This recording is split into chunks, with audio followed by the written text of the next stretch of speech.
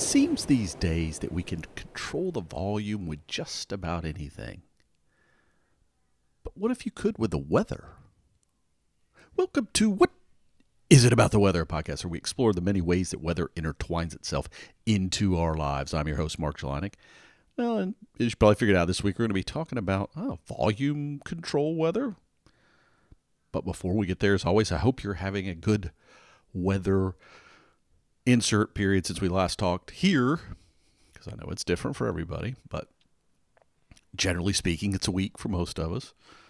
I know I've got a lot of stuff going on. It's that time of year. It's hurricane season. It's kind of getting ready to kick off in the North Atlantic, and it's a little early yet. Not to say you can't have early storms. We actually had a storm that had subtropical characteristics. Not going to get into all that, but it was one of those storms that kind of went out to, flowing from west to east and then kind of did a U-turn and came back in the southern U.S. And today I've been dealing with the rain from it. It's all good. It's a good thing. I'll use a little more rain from time to time. But generally speaking, it's just, it kind of is a reminder that the season's here, even if it really wasn't much of an event in the end. And who knows, we may start active. We certainly have for a couple years now. We may get to the core season before we see anything. Early season stuff's always a bit tricky because there's these zones where things can form, and this is true in most basins where you have kind of a main season, but the fringe seasons quite often have a different structure, a different kind of maybe area of interest, or if you will, a method for how the cyclones form, kind of differently than they do during the core season. But doesn't mean they can't be impactful by any means. Doesn't mean that you can't pay attention to it, of course, which is tricky. And again, it's kind of why, my head just kind of switches gears this time of year and I get into that mode. So certainly that's been on my mind. And actually, there was even one, I think in the Indian Ocean. I hope I still have the story somewhere, but it was one that came, from my news feed from the American Meteorological Society that showed twin cyclones, one in the northern and southern hemisphere at the same time. And you don't see that very often, that kind of mimic each other. Part of that is we don't see a lot of activity below the equator in general anyways when it comes to tropical cyclones. So there's not as big of an area where you're likely to have that happen. But the Indian Ocean is a specific area where you can see that. As I mentioned, got a not tropical cyclone giving me some rain, not rain. It by no means has been nonstop. But, I take it. I enjoy it. I much prefer all those sensations of weather than just looking at the same old stuff all the time. Even, I like a nice blue sky day just like everybody else, but I like it to be followed up by something that's a little different. I had some wind beginning of the week. It's not. It's also good to be back in that season where you can look outside and the trees have leaves on it, so you have that visual reminder that it's wind, even if you're not feeling it directly. So it's, again, good all the way around. Not too much pollen that I'm having to deal with right now. Truly feel like I'm over whatever that cold thing was. Again, not COVID, but kind of cleared up, not coughing as much, except when I'm really I'm trying to get back in my exercise routine. And when I push it, I still get a little bit, but I think that's everything just clearing out. All right. So let's stop talking about that. Let's stop talking about my weather. And let's talk a little bit. Well, my weather is going to get into it, but when you look around where you are right now, right? You probably have multiple devices that can create sound. You're listening to this. It might be on a computer, might be on a mobile device. I used to be able to say it could be on an iPod, although those are now officially going away. It could be on a variety of devices, right? It could be on your Amazon Echo. It doesn't matter. There's all sorts of devices that can play just sounds for us, right? Some of those also have video, of course, which also means we have tons of ways to control it. I still remember back in the day, if you wanted to change the volume on the TV, yes, I'm dating myself here, you had to go up to the device, right, and actually turn the volume up and down. Then, of course, we got remote controls for the TV. And actually, in the beginning, you didn't have them that much for the stereos. Those kind of came along later, and they kind of came along in the boombox phase, right, because traditional stereo equipment just didn't have remote controls for a long time. So you got all that stuff going on. But, so you can have a device, you can control it directly on the phone, as an example. You could talk to the device now, right? And so we've got all these ways to control the volume that kind of impacts us in our limited space, right? But, that's not the only thing we look at. Yes, I know. Sometimes it's just the mute button we want to find. And sometimes we can't get the devices to quit talking. You got an app talking over another app, or devices talking over other devices, or the operating system has one setting for this, or the phone has a different setting for that, and they're not working right. And it can drive you a bit crazy. But again, end of the day, we usually figure it out. Even if we're a little late on the mute button, we usually figure it out. Yes, all of us have probably interrupted a conference call or something else without having the mute on, or we've had it on when we should have had it off. We were sitting there talking. All small technical challenges. All sooner or later we figure it out, usually. But again, limited space. How about if we expand that space? How about if we think about the world around us, right? Can we? Can weather play a role?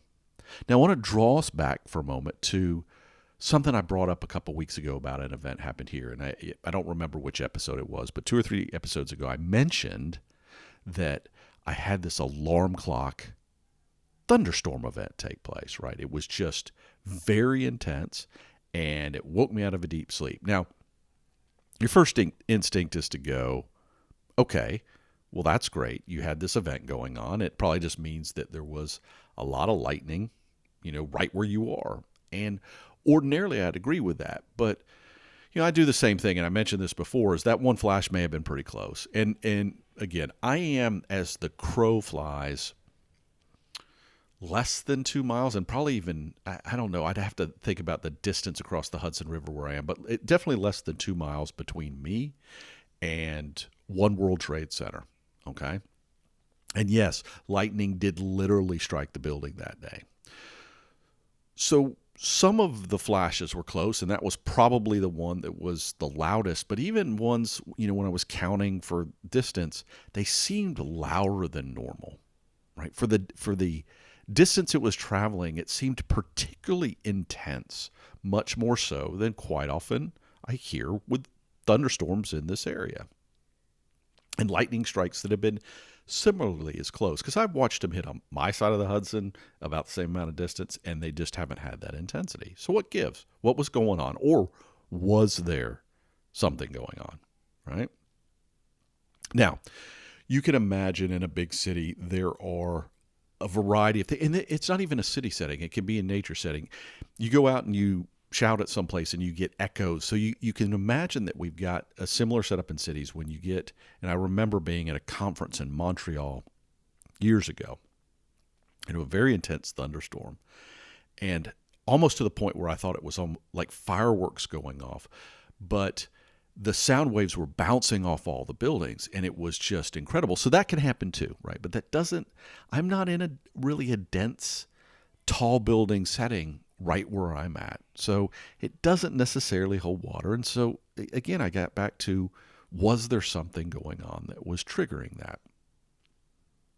Now, in my case, there was something specific. And I'll put a link in the show notes. There a lot of meteorologists in the area talked about it. I picked one to put in there, but you can Google New York City very loud thunderstorm, and you can probably get them both recently and in the past. And specifically, it had to do with a low-level temperature inversion, okay? And I'm not going to get right there yet, but just keep that in mind. So I had this low-level temperature inversion, and that contributed to how loud this event was for not just me and not just the people who wrote about it, but generally the area that heard these flashes. So it wasn't just that lightning strike, but other ones in the area. This low-level temperature inversion was at play. Now, there's a reason for that, but there's much more to the sound-weather relationship, if you will. And in particular, it's important to remember some very fundamental things about sound waves. All right. Sound waves behave differently based on frequency. So, if it's a high pitch or a low pitch like my voice, so my low pitch voice might travel much further than when I go into high pitch mode. Okay. And you've probably experienced that before, and it's probably a good thing for people who don't like high pitched things, that sometimes those sounds just don't carry as far. Now you can overcome that with making it really loud, but under ideal circumstances, take those two things, that low pitch voice is probably going to carry further. But temperature impacts the rate at which sound travels to us. Now, you heard me, again, in that episode a few ago, mention about watching tennis courts growing up. And I never really thought about it at the time. And I don't know that I would have noticed the difference. But in theory, if I watched people play when it was warmer outside versus when it was cool, maybe in the middle of summer versus spring or fall, there would have been a difference at the rate at which that same sound would have traveled to my ears. And it can be meaningful. Now, it may not have been in that little distance, but over time, and depending on the distance we're talking about, it can have a real play. All right? So it's important to kind of keep that temperature aspect in mind. Colder, warmer temps lead to faster sound travel. Okay. Wind. Wind can actually bend sound waves. I know, sounds kind of wild. I hadn't ever really thought about this one, so I thought it was kind of cool when I came across it. And I am going to put a link in the show notes. I found a couple of papers, but there was one in particular that kind of summarized all these things pretty well. I happened upon it kind of late in my research, but it's a very good summary paper. So if you're interested in the topic, it was actually written, I think it was somebody that wrote it for a school paper, but they reprinted it. They were working for an acoustics company in New Zealand, of all places, and they reused the material as like a marketing guide, if you will, or I call it a thought paper or a white paper kind of thing. It's a little more than just marketing. But it's an interesting piece where they kind of had a series of them where they looked at different things that impact acoustics, but they specifically talked about weather. And this is, real for, you have outdoor events or different things, it can come into play. And so if you have to deal with those, you might think differently about, let's say you do an outdoor concert tour. You might change how you set up the sound equipment or the structure, profile that you're going to use for different times of the year or different temperature settings, and or if it's going to be windy. Now, when it comes to humidity, generally speaking, and when it comes to pressure, those two items don't tend to have as much of an impact, okay, when it comes to weather. But precip kind of has this mixed bag thing, and that was kind of interesting because one of the things I was thinking about was fog, right? And there's even stories, if you go back, when foghorns were first created, they had, and some of them probably still do, they have a low pitch and a high pitch. Now, the low pitch you could hear from much greater distances. And the idea of doing them both, however, though, was when you could all of a sudden start hearing the high pitch as well, you knew you were significantly closer than when you could hear just the low pitch sound. So sound certainly can travel. It's not like it can't travel through fog, but different precip things, both in how dense the precip is. So, rain's going to be different than it's going to be fog, but even a dense fog versus kind of a more of a misty, if you will, can have different ramifications on how those sound waves carry through that precipitation. And so I did find an interesting article as well. It's in the show notes about, does fog dampen sound? And they went through 4 sources that they found. It was a great blog post about how the 4 sources all said different things that seemed to contradict one another, but they were looking at different situations. And it was relevant to my weather event, which we'll get back to. But the idea was fundamentally that high-frequency sounds, and this gets into the foghorn thing, tend to get bounced around a little easier than those low-frequency sounds, and it just has to do with the structure of the sound waves. But it's also going to depend on how the precip, how dense those water molecules are and what size they are. It's kind of like light when we talked about the different scattering. Sounds the same sort of thing. And this is true even with precip on the ground. And you've heard me mention before about how snow dampens sound because it has this wonderful characteristic that it has these little air spaces. So, what will happen is a sound wave, once it gets bent into that space, or if it gets redirected in that space, it may bounce around in that space and not get out. Okay? And so it creates this dampening effect. And that's actually relevant, the idea of this dampening or different spaces for my event as well. But that gets into this idea of barriers. So I'm going to bring kind of the non-weather component into the mix. In that when sound finds a very different profile, and this can be in the atmosphere, it can be in water, it can be in solid materials, it tends to want to stay in what it's in, right? Or in a similar profile. And this is why if someone screams underwater, you might hear it very loudly if you're actually underwater, even though we're not really attuned to that. But outside the water, you may barely hear it because those sound waves, most of them stay within the water itself. And maybe you've even heard this, and this brings in the temperature. Maybe if you've ever watched Hunt for Red October or any other war submarine movie, and you've heard about thermoclines in the ocean.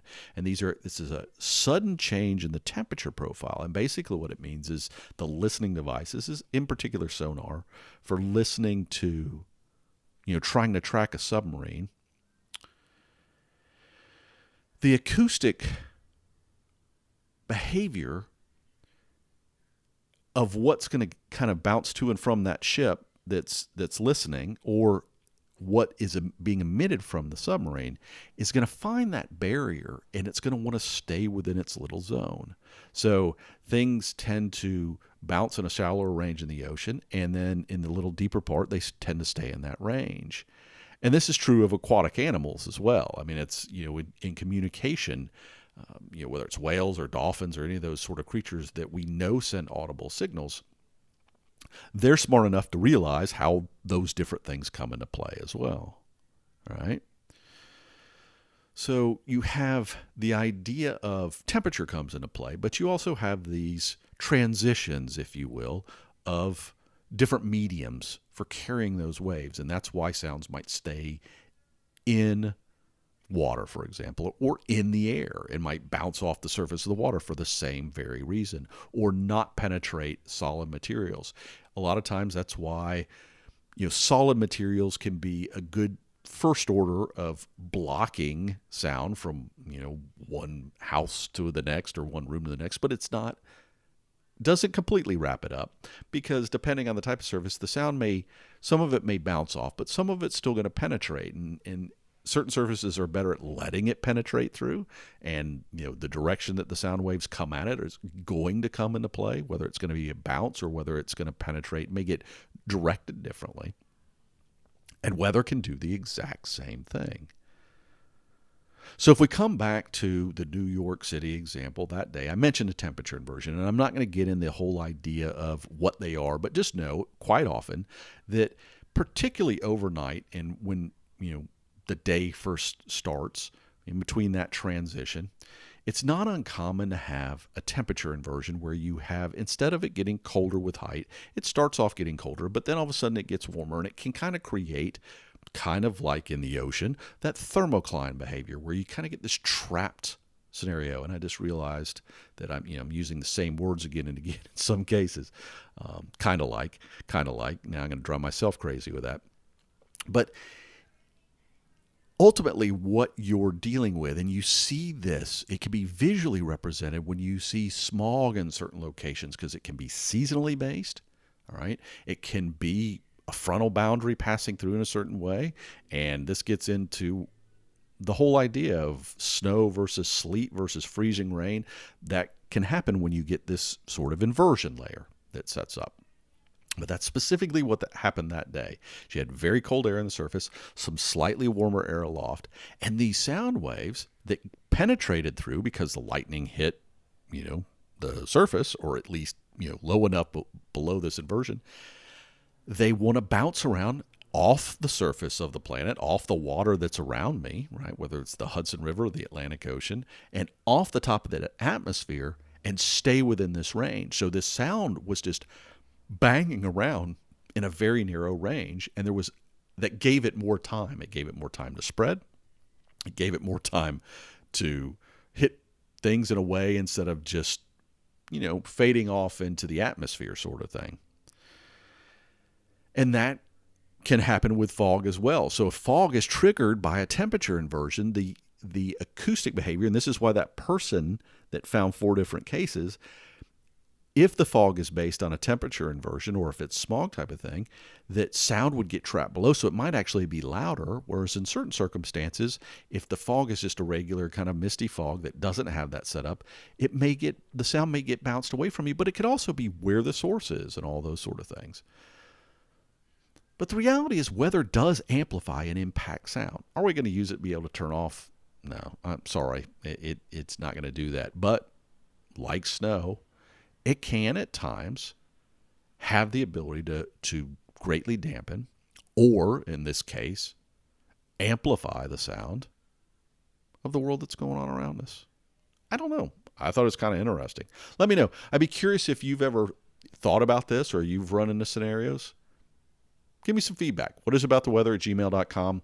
You can find me Mark_Jelinek on Twitter, or What Is It About the Weather on Twitter, of course. And as always, if you want to support the podcast, you can learn more about that at patreon.com/weather. But in the meantime, right, the next time you can't find the mute button, just remember there's much more to weather than the weather itself.